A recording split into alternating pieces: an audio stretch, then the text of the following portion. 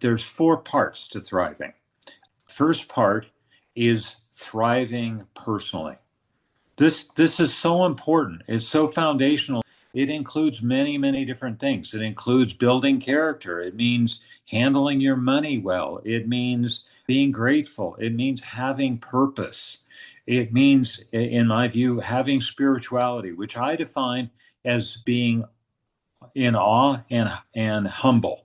So I go to nature for that. So there are a group of things. And of course, having emotions that work for you. And that includes the bad emotions. All emotions have some kind of play and value if you let them, if you're not just beaten up by them, the bad ones. The first important thing is to be thriving personally. I say the most important relationship you'll ever have in your life is the one with yourself.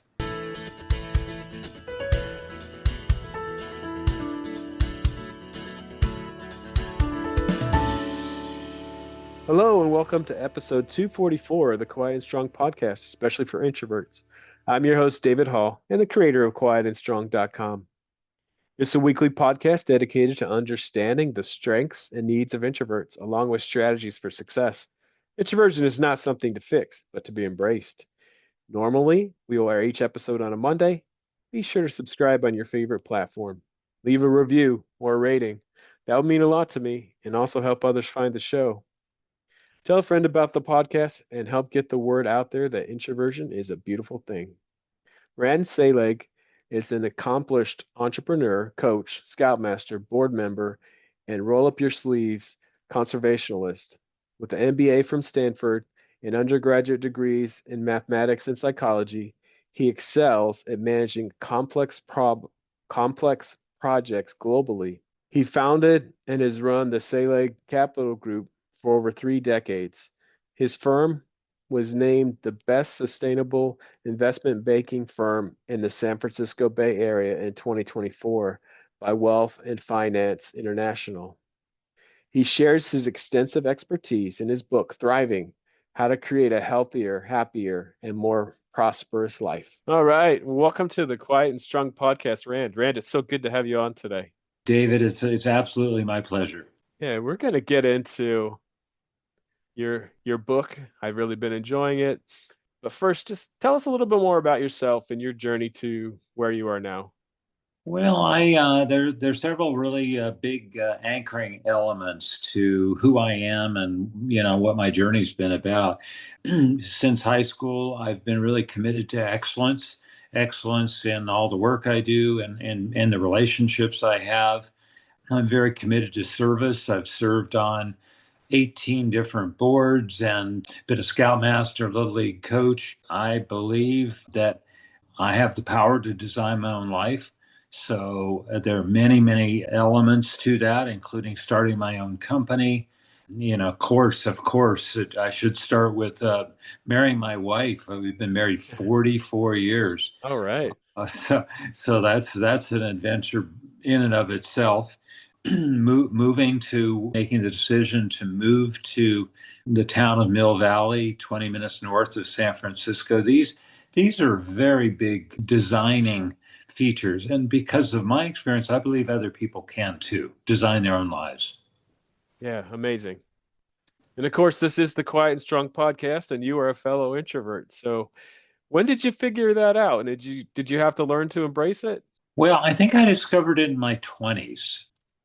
Up until then, I've always had a lot of friends, but my engagement was kind of one-on-one or, one-on-two kinds of things, small groups. But then in my 20s, as my career kicked underway, I was going to a lot of cocktail parties, bigger sessions, and I would come back from those thinking I didn't enjoy it. I don't like small talk.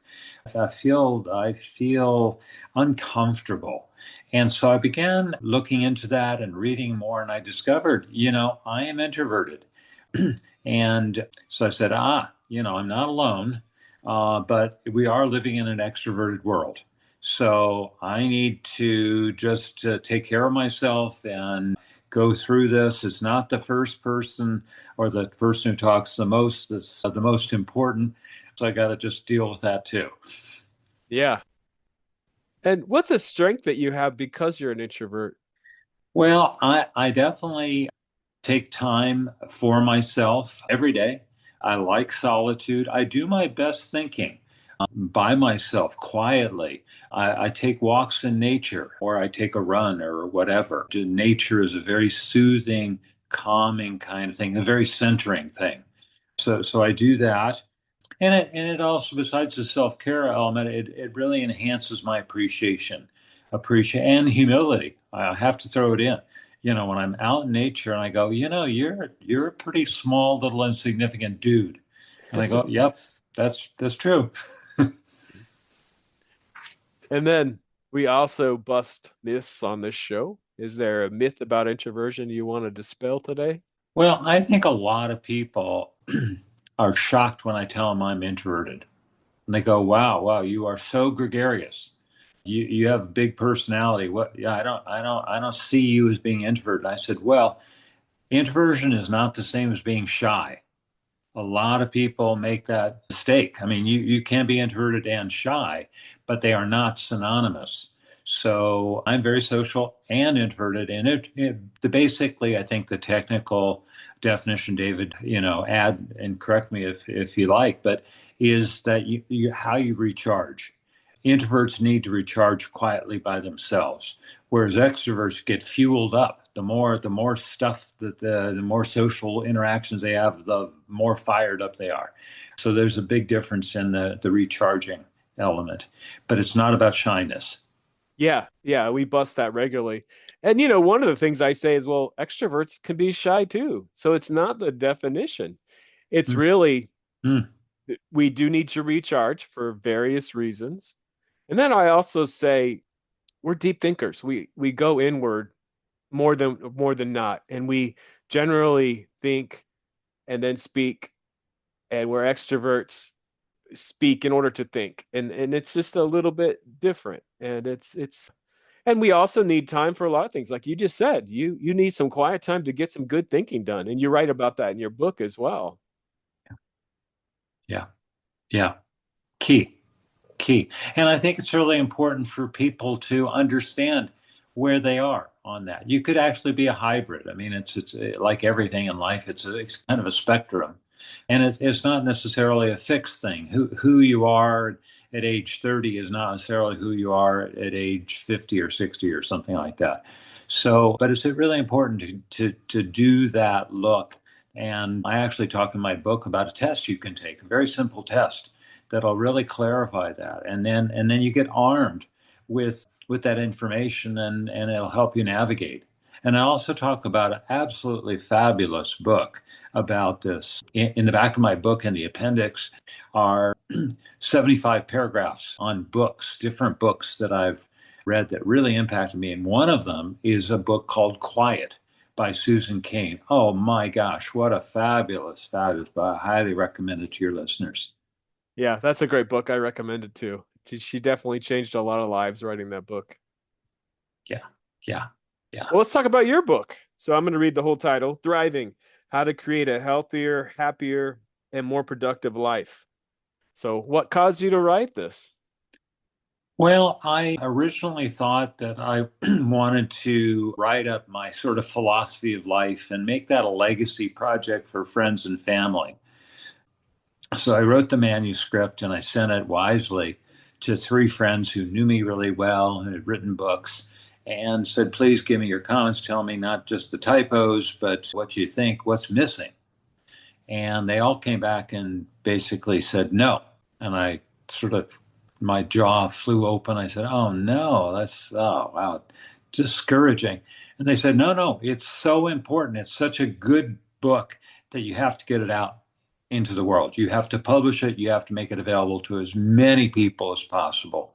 And all three in different ways said the same thing. So I got underway with that. It's my mission to engage people around the possibilities that you can design your own life. You can get on this path to thriving and reach your potential. Yeah, so let's talk about that, what it means to thrive, and just, when did you kind of get on that pathway of thriving? Yeah.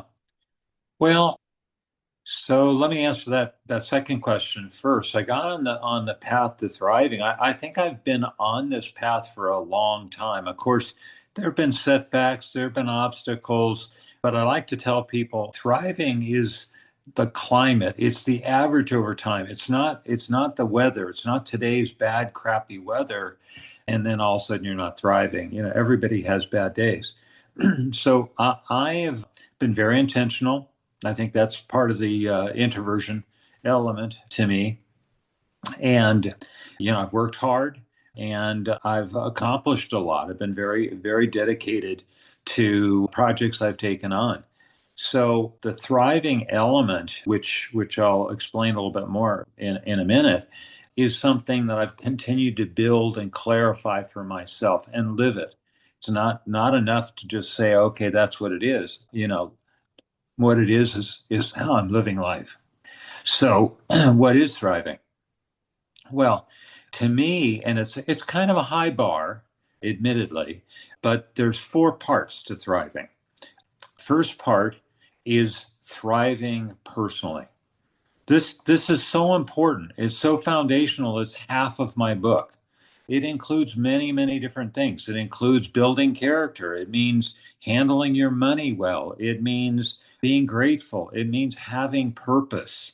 It means, in my view, having spirituality, which I define as being in awe and humble. So I go to nature for that. So there are a group of things, and of course, having emotions that work for you, and that includes the bad emotions. All emotions have some kind of play and value if you let them. If you're not just beaten up by them, the bad ones. I even have a discussion about dying because a lot of people are very conflicted about that, and so trying to open that up. So the first important thing is to be thriving personally. I say the most important relationship you'll ever have in your life is the one with yourself. So from there, I go on to thriving with others. So I investigate there how to build relationships, deep and enduring relationships. My observation, having met thousands and thousands of people, worked with lots and lots of people, kids all the way through people, in retirement homes, is that the friends they made at a particular point in their life, maybe in school. And to find new friends is not an easy thing to do. So I talk about the architecture of building relationships. And I also talk about a whole chapter on leadership and management. They're two different things. People use those terms interchangeably, but they're very different. They call on a person to have different skills and different focuses. In essence, a leader is the person who has vision and articulates it and builds culture, whereas the manager is the one who's executing the plan and getting the teams to get on the task and adjust accordingly. So then I go to part 3 of the book, which is thriving out in the world, which includes being of service, of being generous, being charitable, being philanthropic, volunteering, whether it's in your local neighborhood and doing something, or it's on a board, or at the school, whatever it is. And another critical ingredient is taking care of Mother Nature. We have enormous power to keep messing things up, but we can make a lot of little choices in our everyday life. What we buy, how we spend our money, what the temperature is, how much air conditioning is going on, if it's hot where you are, and so on. So part 3, and then part 4 is a critically important part, which is thriving by moving ever forward in life. So this is about gaining wisdom. I mean, everybody has wisdom of some type or another. And I've met people in in high school, and they say things, and I go, "Wow, that's really wise." They've discovered themselves, or they're selecting that from something they heard from a teacher or a parent, and they're really on it. So you want to collect your wisdom. You want to be aware of it. I talk about wisdom in a chapter, and I reflect on my own wisdom, and it's also about being a lifelong learner. And So being curious about life and being willing to be honest about mistakes you've made and to learn from them so that you can evolve into being the best person you can. I have a quote, lots of quotes in my book, but one is a great quote by Ernest Hemingway. And he says, being noble is not being superior to your fellow man. True nobility is being superior to your former self. Yeah, And that's so great. this is the key to this last section of thriving by moving ever forward in life. And it makes life fulfilling. It makes life enjoyable. Yeah. And I told you before we hit record that I've been enjoying your book, but there's so much in it. We're not going to cover it all today, but we'll definitely dive a little bit deeper into some of the topics you just mentioned. But to start with, how do we become self-aware? How do we start this? David, it's a critically important question. Thanks for bringing that up. You know, you have to look. You have to take the time to inspect who you are and what's going on in your life. That's not easy. And unfortunately, well, or fortunately, depending on how you think about it, it's not a one and done kind of thing. You know, if you do that deep look and understand who you are, what your values are, what you stand for, what you won't stand for, how what you're doing aligns with those values, you know, having a purpose. Maybe as you mature and you're in your 40s or later, you say, here's what my I want to build my life around legacy, having a legacy. And once you do that, you can live that legacy now. Doing that work needs to be done again. You need to review it periodically. There's no schedule. That depends on, what's going on in your life and, what kind of changes are going on. Transitions can make some changes about that. But being self aware is really pulling out a very bright light. Nobody else has to look at the notes you take. Nobody has to hear your inner thoughts, but so you can be honest about it. You can say, "Hey, I'm good at this. I like myself. I look in the mirror. This is the person I want to be." But then when I turn my head the other way and I look, that's a person I could be better. I could be a better person when I'm doing that or I'm involved in this kind of relationship. And that's an invitation. Make it an invitation to yourself. By the way, I mentioned writing stuff down. There's new research now being made available that shows that actually physically writing things down with the pencil or pen on a piece of paper makes things stick. They make it clear as opposed to typing it in to something. So I'm a big advocate for that. Journaling is all a big part of this. And when I'm confused, so confusion, I'm just not feeling something's off, but I don't know what. And often the confusion is because there are multiple things all stuck together in a little sticky ball. I have to go down and write it down and take it apart, figure out what was going on, what the parts of it were, what role I played in this thing, what the role of somebody else or other people played. And then once I've got the map, I can see it, then I can say, now I can develop some strategies. I need to apologize. I need to, instead of doing this, do something different. Those kinds of things, very, very valuable that comes out of journaling for me. Yeah, and it's fascinating. I'm very tech savvy, but I think best with pen and paper. And Yeah. then, I'll probably put some of those things you know, type in some of those things that I've written down, but it's just that's how our minds seem to work. That's how I think. Yeah. Very good. Very good. I absolutely right. Yeah, in the book, you pose the question to the reader, what gives you goosebumps? So Rand, what gives you goosebumps? Oh gosh, thank you. There's a lot I say about that. I mean, it's just a couple of paragraphs, but it's one beautiful goosebump after another. I get goosebumps by seeing beautiful things in nature. I look at a bird, I look at a leaf, a bud in the spring of a flower, and I love seeing it. It just makes you excited. I love seeing the triumph of good over evil. I love seeing people bringing out the best themselves, being kind. I love seeing really deep relationships where I see a child and their parent, and there's just this loving thing. The kid looks up at the parent and has this look that is just, you could put words to it. It's, I'm learning. I'm a sponge. I appreciate you. I love you. All these marvelous things that are just part of our life. They're there. We can just open our eyes and see them. They give me goosebumps. I love seeing people perform really well. Certain athletics are just amazing.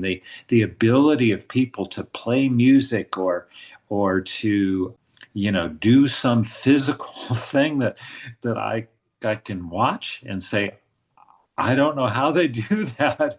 I can't do that. No matter, it seems to me, what kind of training I do or how good a shape I might be in, I just in awe and amazed. It's just kind of just makes me very happy. And yes, often it's goosebumps. Yeah. Yeah. And what you just said, that's part of the whole point is we all have our different strengths and skills, and it's like discovering what those are. And that kind of leads into, how does someone find their life's purpose? Yeah. How they find what gives them goosebumps is definitely a big part of that. Well, I think so. And I'm again another really critical questions. If you have purpose, research tells us it's going to add 7 years to your life. Now, I'm thinking that's not just more years, that's more good years. That's more probably happy, connected years where you're engaged. So there are a couple of myths around purpose. Purpose is something that's big part of our language. We talk about purpose, but the fact of the matter is that we don't find purpose. It's not like, walk down the street and you find a $20 bill. Oh, yeah, great. No, it's about creating it. It's about making it happen. It doesn't have to be a grand thing. That's another thing. People say, oh, purpose has just got to be this enormously big thing. No, no, no. I've given many talks at retirement homes, and I talk about the 10 keys to aging well. And I start with having purpose, and people look at me with these big eyes and say, well, my purpose is to wake up tomorrow and have a yummy lunch. And I go, hey, I'm happy you're here. And I'm happy you're looking forward to lunch tomorrow. But you could have purpose of being just a kind person, of listening well, of asking some important questions, of offering to help some new resident find their way because you've been here a couple of years and you know the ropes a little bit better. That's purpose, and it's noble purpose. It may not be grand, but it's noble. And the other thing I would say is the purpose is very personal. So the purpose that I would have is likely to be a bit different than yours, David, and it's not a comparison kind of thing at all. It's about whether it sort of it's the feeling that you have that you're doing what matters. It boils down to that.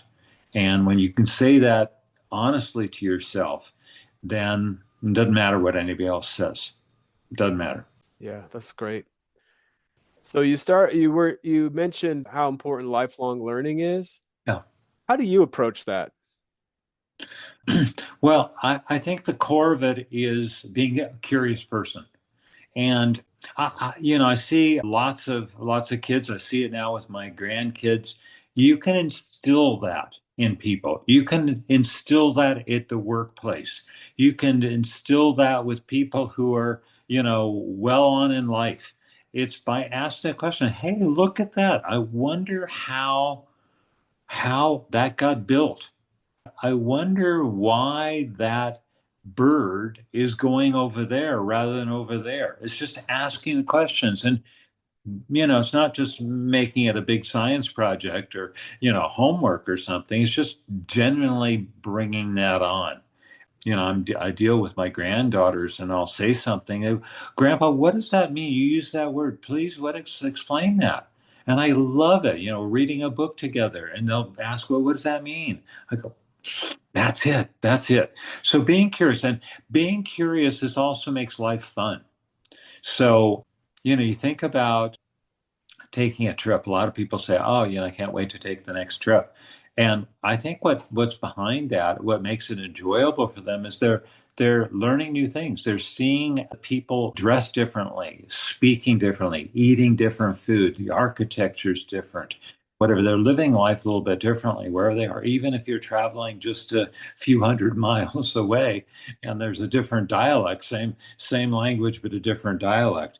So I think that the core of that is that they had a chance to be curious, and they had fun doing that.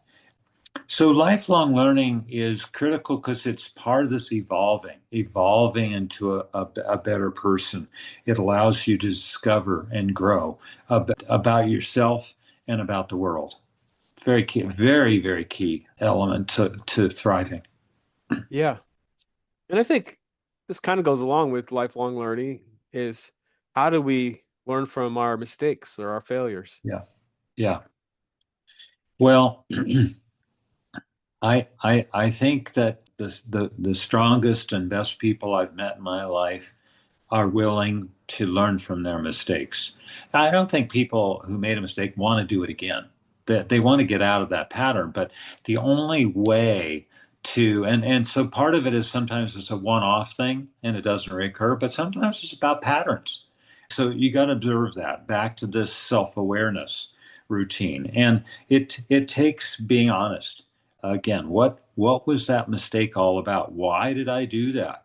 Did I not know that that was a bad thing to do? Or did I do it and just because I was in a rush or because I didn't care or I was being kind of selfish? You gotta look at that and figure out what what led to that.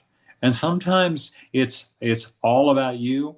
The mistake is close to 100% you, but sometimes it's a combination. Something else was going on, maybe at the workplace, maybe in the family, where you got triggered and you went on a path and you said some things that you regretted saying. You did some things that were not helpful, and so you have to look at those with that honesty, and it takes courage. It takes some courage to do that.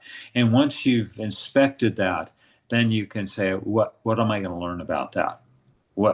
So when I'm in this situation, what I need to do is take some deep breaths. And instead of saying things, maybe I need to ask some questions. David, why did you say that?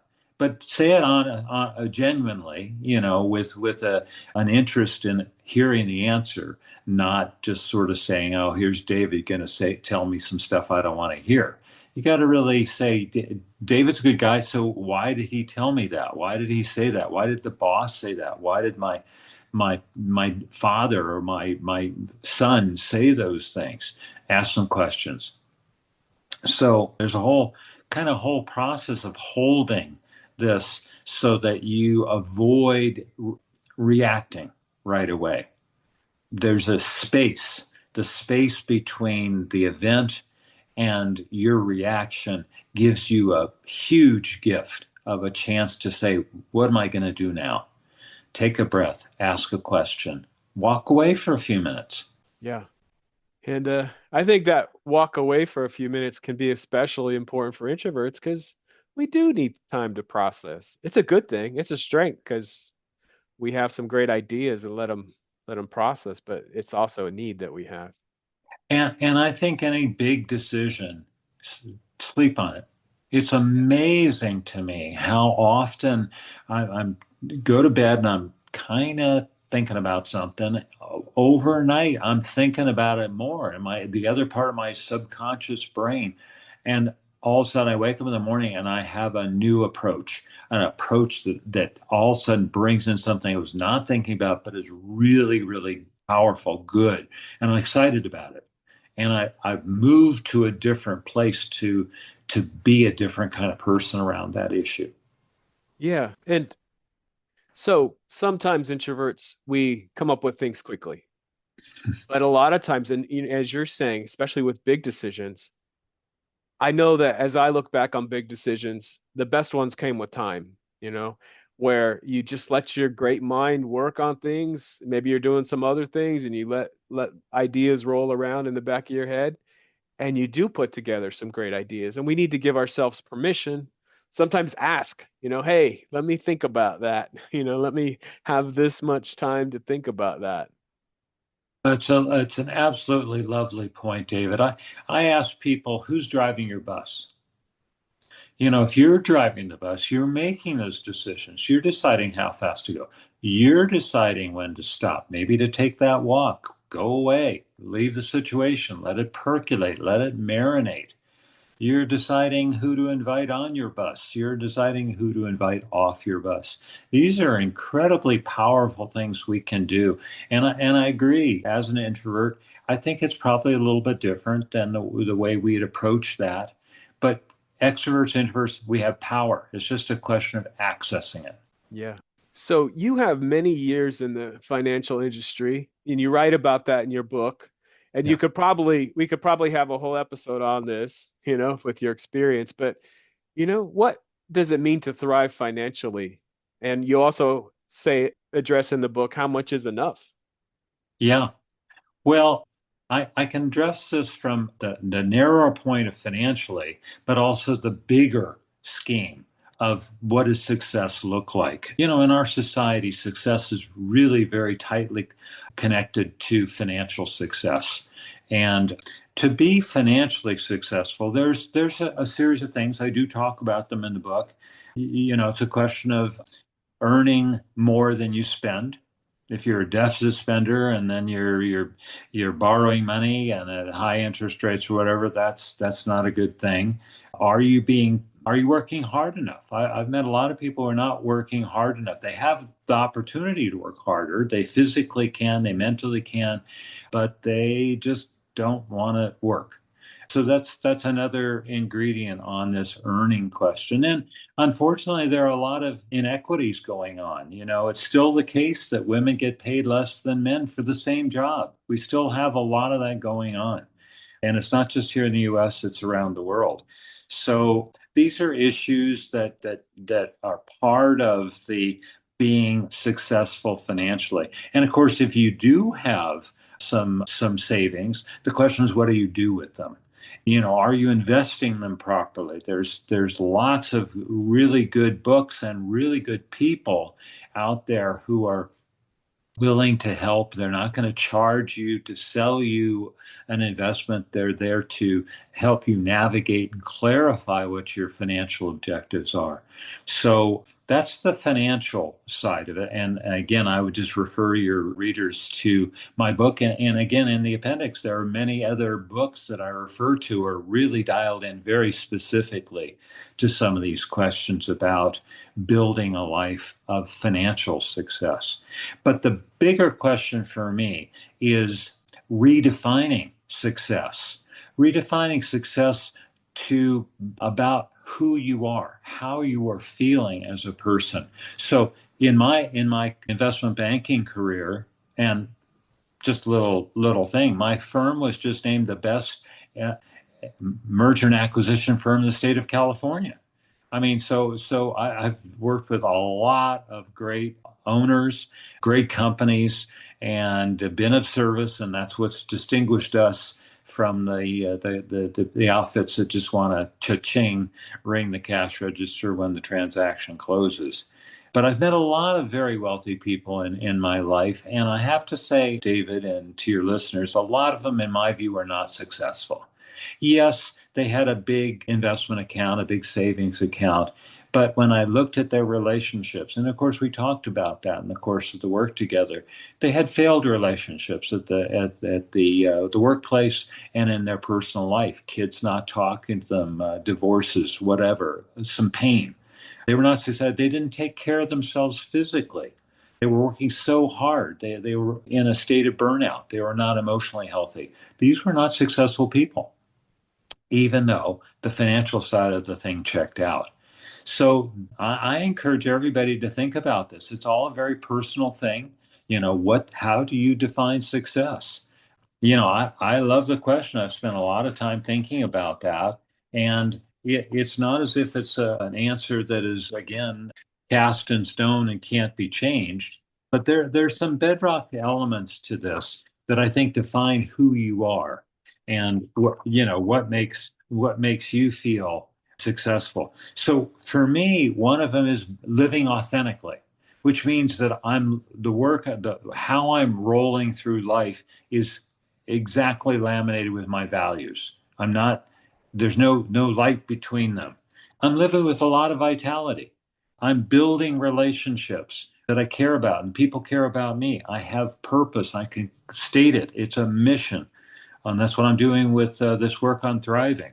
I'm grateful. I'm just even in when the circumstances are kind of sour, some bad news happens, some doctor, lab test, whatever, I can still be grateful because I can look at the support I have. I can look at the quality of the doctoring.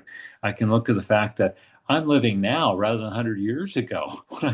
These kinds of things. Grateful for all of that. Having peace of mind.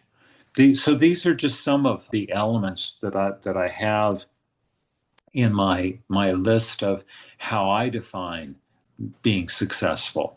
And I look at them from time to time and I go down and say, am I there? Is there something, little, did I slip down? What's going on that I need to attend to? I need to put some more energy into. And at the end of the day, it all boils down to being a certain kind of person. So I say it's really important as part of my legacy is I go from excellence to purpose to encouragement to finally being the kind of person of being love, which is being kind and being respectful, being generous, listening, being that person.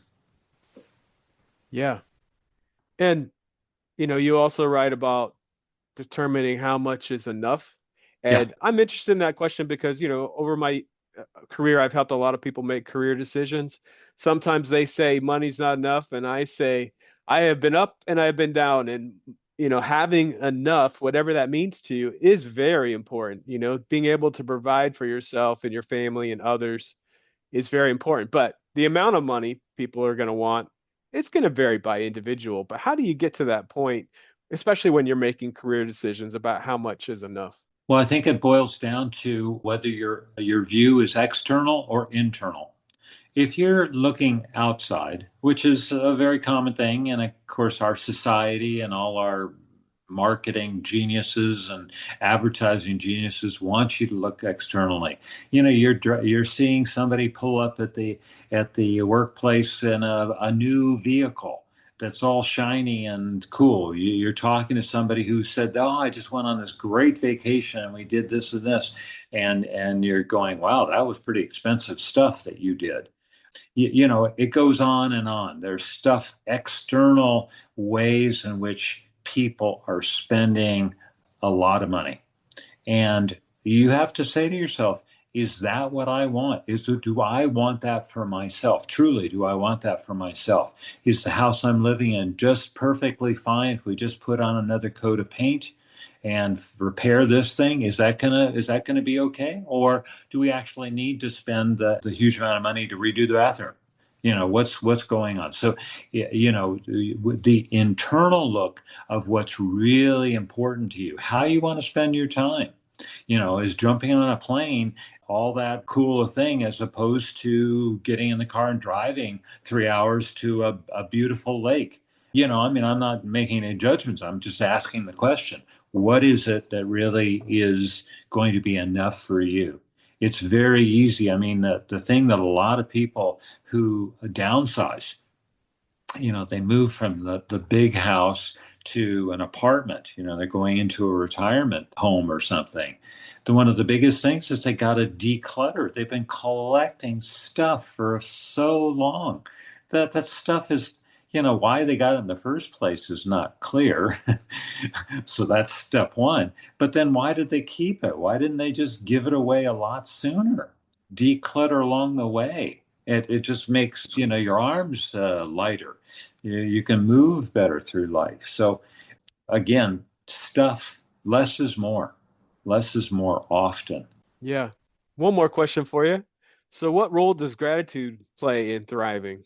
Well, I'm a big believer in being very conscious of being grateful every day. I look out where I live. I made a choice about that. It was one of the design features. We live in a beautiful place. I can walk out the front door of my house and find a calming, beautiful place. As the introvert, that's really important. I can go for a run. I'm located in a place where there are, some nearby good things I like, restaurants or, a gym that I go to, very convenient for me. So I'm grateful a lot. I'm grateful for having the support. I'm very aware. Again, I'm self-aware. I've taken the time. Who are the people that matter to me in my life? That list today is different than it was 3 years ago. That's okay. New people have come along, and some other people have kind of not fallen away entirely. Some have, but others have just sort of taken a step back. They're focused on different things. So I'm grateful for the support I get. I have to manage the support. Sometimes I need to just talk and talk things out. And I say to people I know I can trust, can I explain something and just have you be a sounding board? I really don't want you to give me any advice. I just, could you do that? And they go, absolutely. Or they say, can we do this tomorrow? I go, sure, of course.